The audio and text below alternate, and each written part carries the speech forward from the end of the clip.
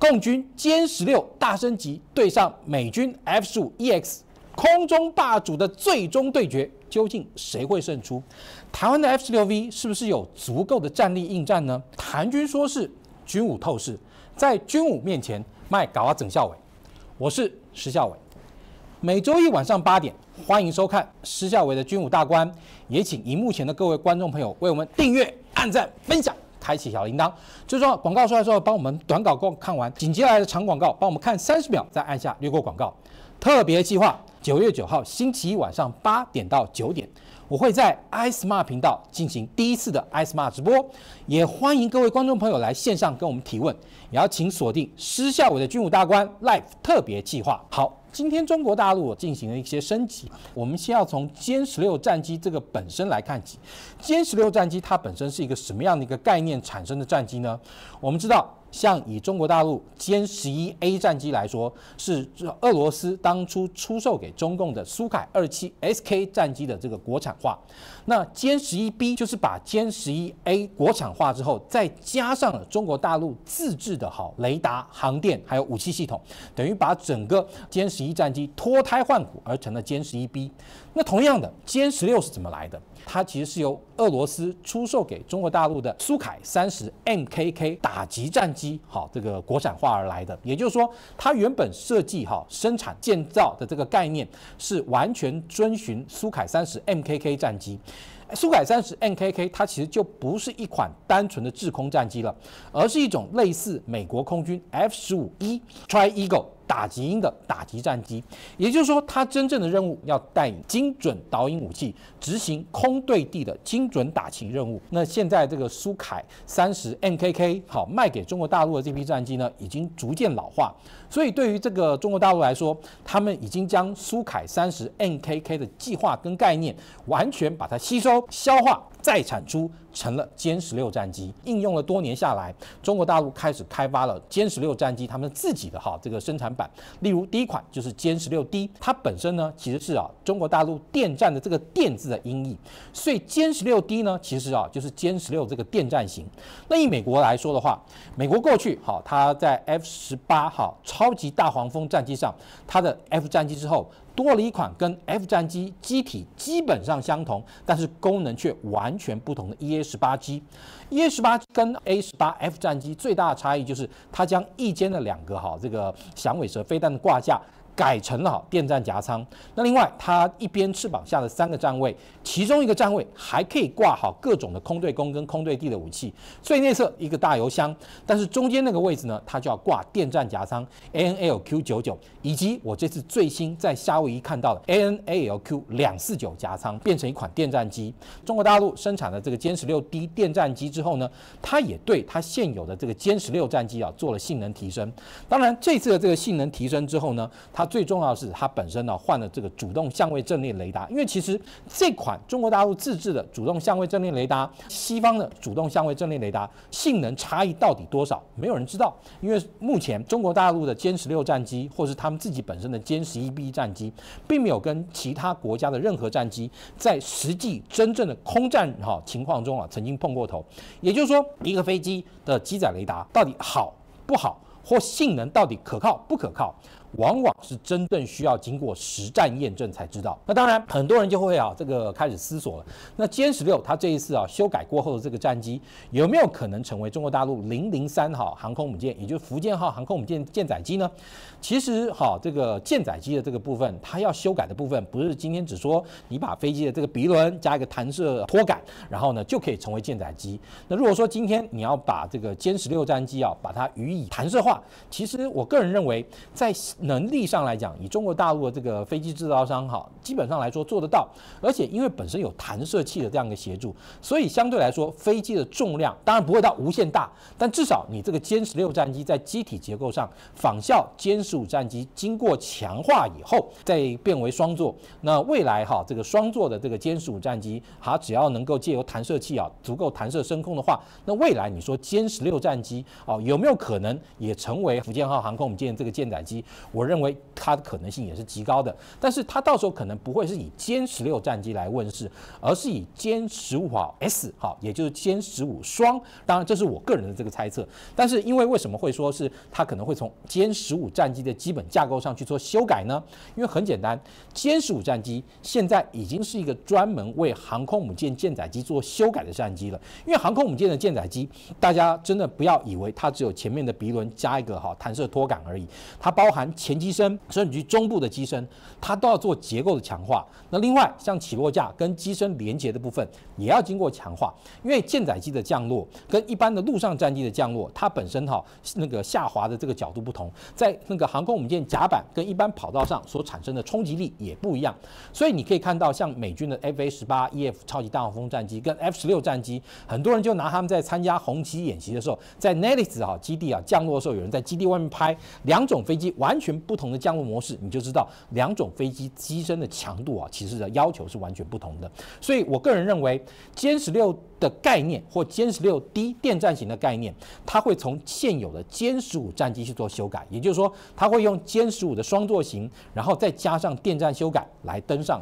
福建号航空母舰。相对来说，它的工程难度反而会低于去把整个歼16去改成一架舰载机。那当然，你说续航力增加会不会有这个适型油箱的这个增加？其实俄罗斯系的这个战机相对来说比较不玩适型油箱这回事儿。那特别像歼16也好，或歼15也好，像这次我们看到俄罗斯曾经出售了24架苏35战机给中国大陆。其实苏35战机跟之前苏27战机虽然说外形相同，发动机的性能有所不一样。苏35的发动机性能比这个苏27系列的要好，发动机的推力更为向上。但是呢，苏35战机其实它真正最大的意义跟价值在哪里？它是侧卫家族系列战机的终极改良版，也就是说，它将机身内部的这个隔框最佳化，然后让很多内部的结构成为结构油箱以后呢，这个时候它本身飞机能够载的油，基本上已经不需要它再去弄一个所谓的适型油箱。为什么？因为大家不要忘了，苏27或者说歼16战机，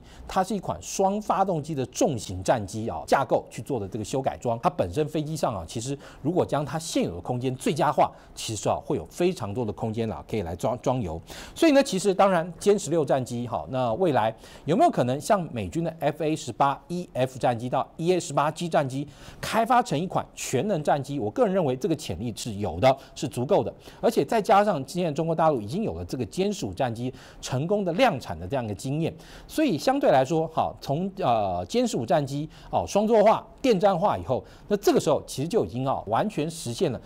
类似像美国海军 FA-18EF 战机，然后到 EA-18G 战机的这个全型化的这样一个，而且呢还有一个更大的优点，就是如果你是用歼15战机去做工程修改，成为双座、成为电战型的话，它本身对于战机的这个机身的这个零副料件的这个补给之所需，相对来说会是最佳化的选择。歼16战机很多人可能就无可避免的会把它拿来跟美国空军的 F-15EX 战机来讲。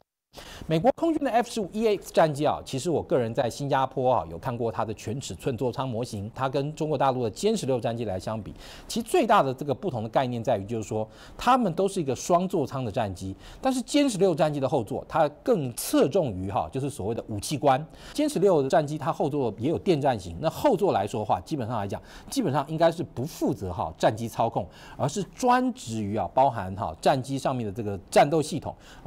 机载武器的这个设定跟安排，还有呢，甚至最重要的是所谓的僚机。因为其实以现代战机来讲，战机跟战机之间一定会有所谓的自己战机通用的这种所谓的战术资料链，英文叫 data link， 也就是说我看到了我会传给你，同样的你看到也会传给我。因此呢，这个时候歼16战机它们之间的战机跟僚机之间的距离可以拉到很大。那这个时候我可以看左半边，你可以右半边，或你看前半边，我看其他另外一个部分。那这时候两架飞机透过战术资料链的整合以后，其实就可以让自己的眼界跟视野更加的放大。但这个时候呢，同时也需要由后座的武器官把一些这个可能是杂讯或可能是一些比较不重要的这个资讯呢滤除掉以后呢，然后把它作为两架飞机的这个共同战场图像。另外更重要的是，未来其实这种无人中程僚机的这个重要性，在未来的战场中会越来越重要。也就是说，你除了自己本身战机之外，也有可能会带一个跟自己战机完全不同的一款中程僚机，或者是跟自己战机完全相同的无人型的中程僚机。那这个时候，你就可以由后座的武器官来为他们做这个任务的分配。F-15EX 战机基本上也有这样的完全相同的性能，特别是 F-15EX 战机，他们在设计上还另外多设计了一个，就是他们能将后座的飞行员呢，他也具备完全的战机操控能力。这个是跟过去 F-15E 打击鹰战机来说有不同的地方。也就是说，未来美国空军的 F-15EX 战机，或者出售给别的国家 F-15EX 战机，它可以透过F-15后座 EX 战机的操控系统去直接操控另外一架这个战机。歼16战机跟F-15EX 战机孰好孰坏？那如果我们只能说从现在大家公认看到的航空电子技术来做评析的话，那或许大家会认为中国大陆在跟欧洲有一段距离的这个情况下，那欧洲又跟美国有一段距离的这个情况下呢，那美国的战机的电子装备跟航电技术应该是会比歼16战机有一定程度的这个超越性，但当然超越多少现在也说不准。如果有一天万一大家真的在演习或是战场上真正兵戎相见的时候，才能真的分出一分高下。那至于当然你说台湾的这个 F-16战机，特别是经过性能提升过后的 F-16战机，是否能够跟它与之抗衡？也就是说，台湾的这个 APG-83，它的这个电子技术其实还是能够保有一定程度的领先。但是呢，我们也不要忘了，歼16战机因为是双发动机的重型战机，所以它的雷达面积一定比我们的 F-16面积要大。如果它又采取电子扫描式的，虽然我们也是采取电子扫描式的这个雷达，但是呢，不可否认的，它看的距离可能会比我们远一些。那同样的，它的筹载量会比我们的 F-16V 要大上非常的多，因为它是双发动机的重型主力战机。以目前来看，它至少两边可以载2颗KH-31等级的超音速的这个飞弹没有问题。这超音速飞弹可以用来这个反辐射，也可以用来这个反舰。那另外，其实它还有多个站位可以搭载这个多种的空对空跟空对地。以炸弹跟飞弹或者是精准导引武器的攻击数量来看的话，不可否认的，歼16对于 F-16V 的确是呈现一个优势，挂载的飞弹数量也多，续航力那更不要说，比我们的 F-16V 大上非常多。那但是由于我们也是采取一个守势作战，守势作战的优点呢，就是基本上来说，我们可能不用长程奔袭在我们自家进行一定程度的这样的防卫作战，可以利用我们对于空域之中的熟悉跟了解，有地利之便，作战场域的熟悉，相对来讲弥补一些我们可能在性能上的这样的差异。所以整体来讲，你说我们的 F-16V 战机碰上歼16，到底鹿死谁手，胜率比较大？只能说各有各的优点也真的希望永远不要有在战场上见真章的一天。我们的 iSmart 施孝瑋的军武大官，为了要能够更大的服务我们的观众朋友，我们在 LINE 社群里面也成立了一个 iSmart 施孝瑋的军武大官。OK， 你加入我们这个群组以后呢，就可以得到军事的第一手的这个资讯分析也谢谢各位观众朋友收看，订阅、按赞、分享、开小铃铛，谢谢大家。